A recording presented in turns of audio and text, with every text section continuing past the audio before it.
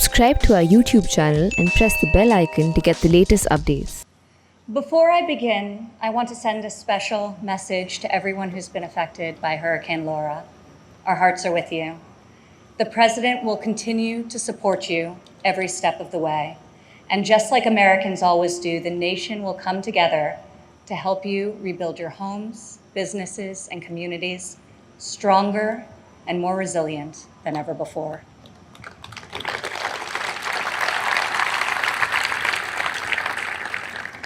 Four years ago, I introduced to you a builder, an entrepreneur, an outsider, and the people's nominee for President of the United States.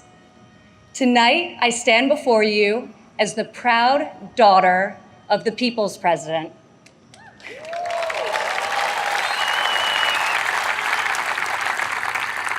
He is our commander-in-chief, champion of the American worker, defender of common sense, and our voice for the forgotten men and women of this country. He is our president and my father, Donald J. Trump.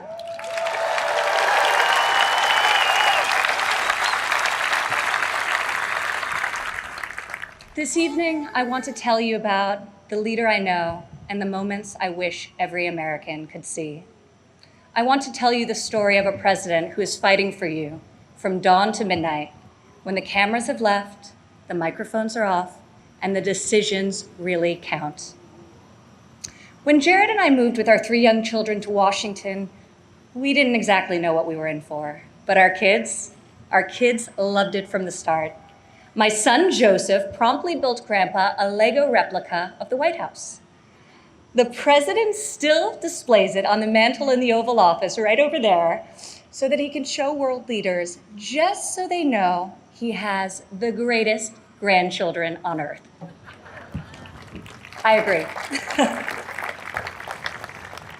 Over the last 4 years, we've learned a lot. I've seen in Washington it's easy for politicians to survive if they silence their convictions and skip the hard fights. I couldn't believe so many politicians actually prefer to complain about a problem rather than fix it. I was shocked to see people leave major challenges unsolved so they can blame the other side, campaign on the same issue in the next election. But Donald Trump did not come to Washington to win praise from the Beltway elites. Donald Trump came to Washington for one reason and one reason alone: to make America great again.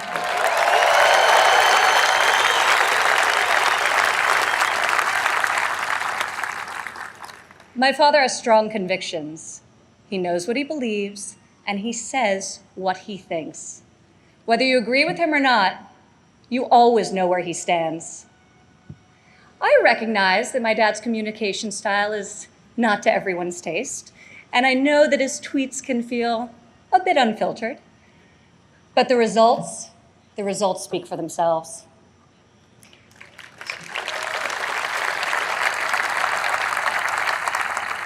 He is so unapologetic about his beliefs that he has caused me and countless Americans to take a hard look at our own convictions and ask ourselves, what do we stand for? What kind of America do we want to leave for our children? I am more certain than ever before we want a future where our kids can believe in American greatness.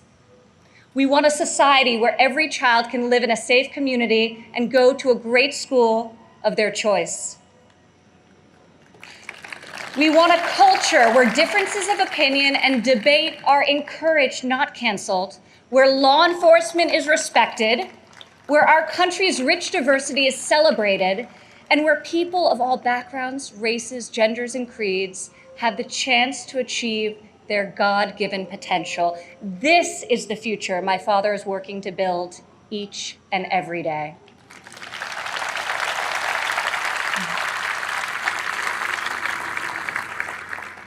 Building, after all, is what he's done his whole life. He has admired and befriended construction workers on countless job sites.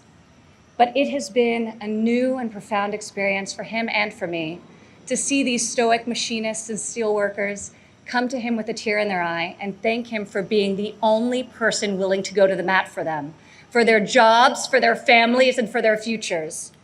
To the hardworking men and women across America and here tonight, you are the reason my father fights with all of his heart and all of his might.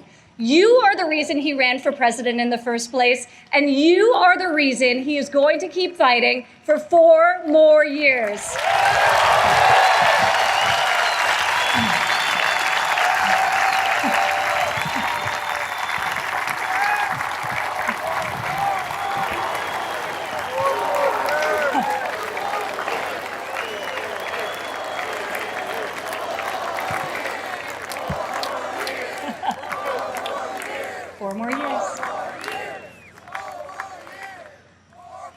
I remember one evening in early February of 2018, we were in the Oval Office with my father's top economic advisors, and the president was pushing to keep the promise he made to renegotiate the bad trade deals that had gutted millions of middle-class jobs. Most of his advisors argued that the economy was so strong following our historic tax and regulatory cuts that it didn't make sense to risk rocking the boat. After the meeting, as I walked with my father back towards the residence, he said, "You know, the reason this has never been done before is because our leaders haven't had the guts. When the economy is good, they settle for good, and when things are bad, they don't have the will or ability, so they kick the can until it's someone else's problem." He was right. If my father didn't take on these fights, no one would. In the months that followed, President Trump refused to settle for a good deal. He wanted a great deal, and ultimately, that is exactly what we got.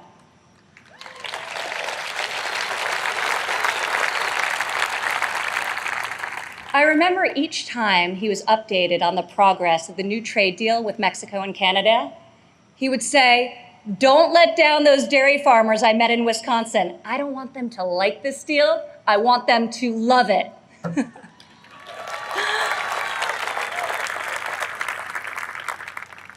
Today, in the midst of this unprecedented global pandemic, it's more clear than ever that our president was absolutely correct to take on trade when he did and bring our jobs, our factories, and our life-saving medicines back to the USA.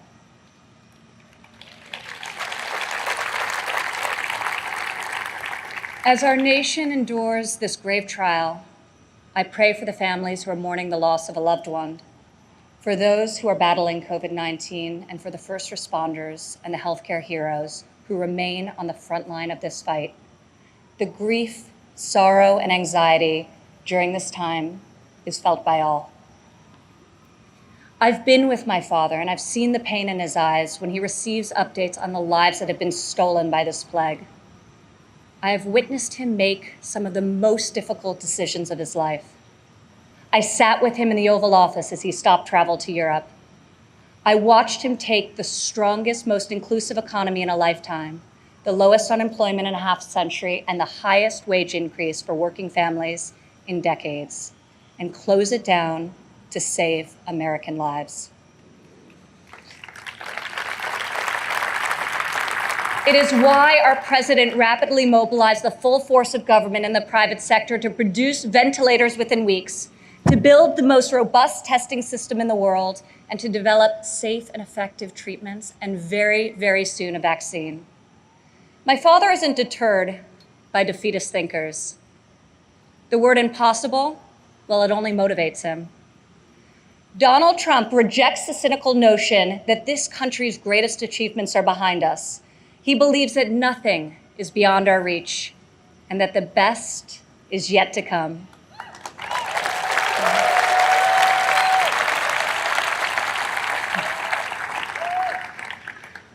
I have seen all of my life how my dad believes in the potential of each individual. Earlier this evening, we were all inspired by the incredible testimony of Alice Johnson, a great-grandmother who was sentenced to life in prison for a first-time nonviolent drug offense. I was with my father when he decided to commute Alice's life sentence. Together, we watched Alice leave prison after nearly 22 years. As she ran into the arms of her family and they celebrated a joyful reunion, my father got very quiet. I could see the emotion on his face. After a long silence, he looked at me and said, Imagine how many people there are just like Alice. From that point on, he became a voice for those who had been unfairly silenced in our prison system. President Trump rectified the disparities of the 1994 Biden crime bill that disproportionately hurt African Americans. Against all odds, he brought together Republicans and Democrats and passed the most significant criminal justice reform of our generation, and we're just getting started.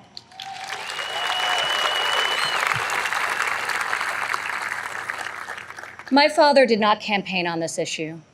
He tackled this injustice because he has a deep compassion for those who have been treated unfairly.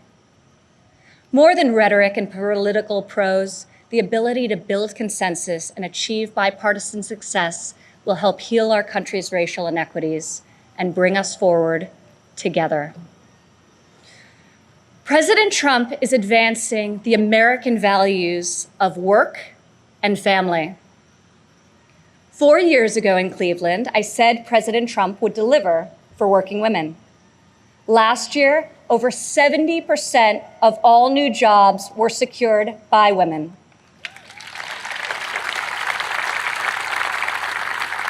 Four years ago, I told you my father would focus on making childcare affordable and accessible.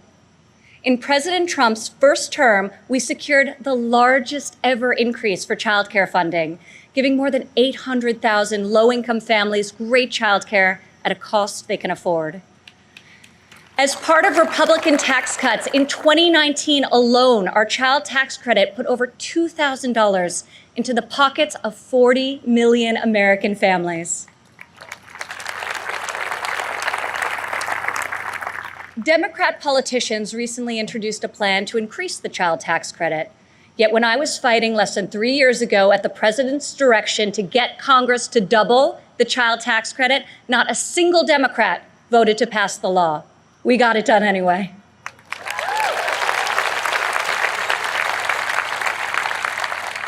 Four years ago, I promised that President Trump would support mothers in the workforce.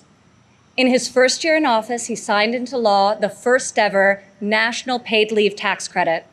Today, 8 million more Americans have access to this benefit.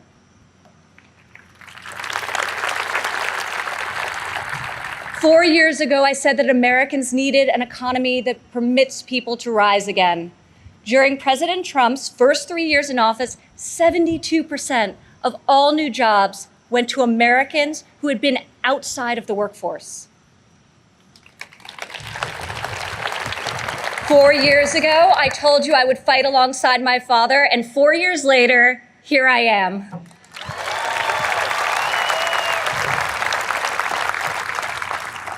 Many of the issues my father has championed are not historically Republican priorities.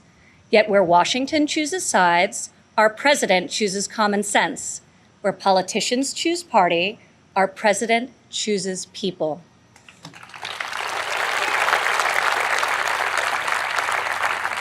Since the day he took the oath of office, I've watched my father take on the failed policies of the past and do what no leader has done before. Recently, he took dramatic action to cut the cost of prescription drugs, despite fielding angry calls from the CEOs of nearly every major pharmaceutical company.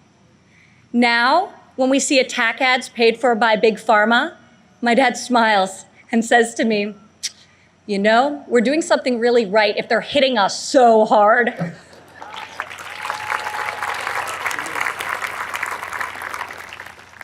This spring, our president saw that American crops were going to waste because food supply chains were disrupted by the virus. He directed Secretary Perdue and me to find a way to get this nutritious food, fresh fruit, vegetables, meat, and dairy, to families most in need. Within a matter of days, we launched the Farmers to Family Food Box program, which has now delivered over 100 million meals into the hands of American families.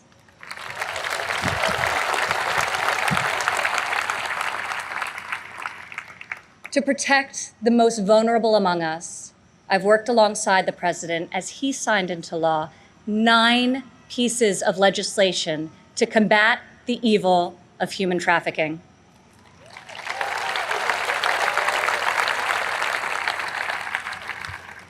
I've stood by my father's side at Dover Air Force Base as he's received our fallen heroes, and each time it has steeled his resolve to finally stop the endless foreign wars.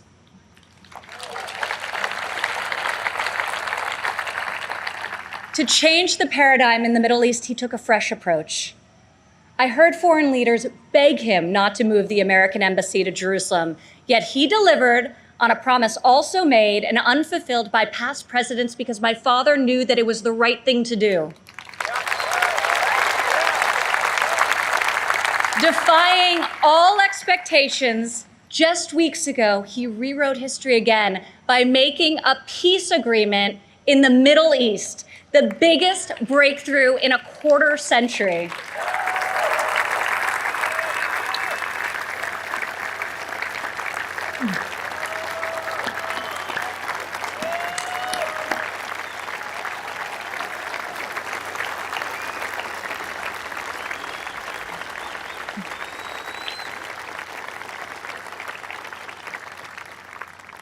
For the first time in a long time, we have a president who has called out Washington's hypocrisy, and they hate him for it.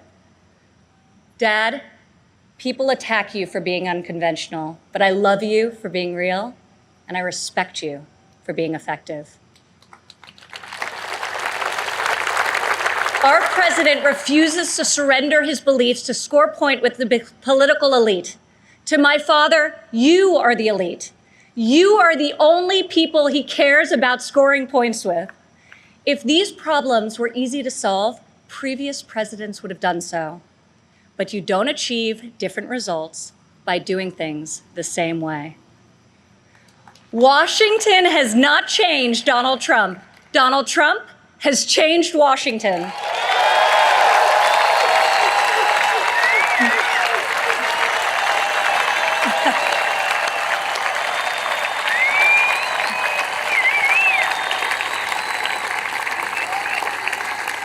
America doesn't need another empty vessel who will do whatever the media and the fringe of his party demands.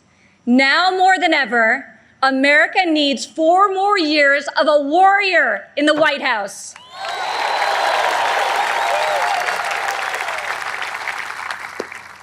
Tonight, I could not be more proud to introduce my father, a man I know was made for this moment in history.